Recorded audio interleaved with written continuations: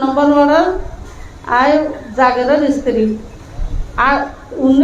13 সালের নভেম্বরের 29 তারিখ জাফর সাহেব জীবন মারি গুলি করে মারি ফেলে 25 হপ্তার মতো এবারে দান খাসবেন আর তো সার্ব মেয়ে আছে উপসালে ভাই বোন 5 জন একদিন মা বাড়িতে হুসান্ন করে দেয় কি করি এরা মাই বউ চলে রেসুল সুর বাসন লই এই জিনিসের বিচার কেন আমরা তো চাইম নাই কারণ কোনোদিন একবার যোগ্য মানুষ যে ফাটাইতে আনা আছে তার কি অবস্থা কোন অবস্থায় চলে এই মানুষগুলো কিভাবে বউ থাকে একদিন দুঃখ সুখের আর কোনোদিন খবর নয় এরপরেও আর মানুষ হয়তো বিভিন্নভাবে আরো হুমকি দিয়ে আই নাকি এবার বিরুদ্ধে অনেক কিছু গড়িলে আর এটার মারি ফেলাইব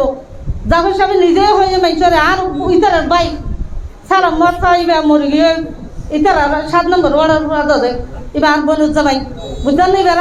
আর ফাটাইয়া দেয় এবারে কি করবো করতে হ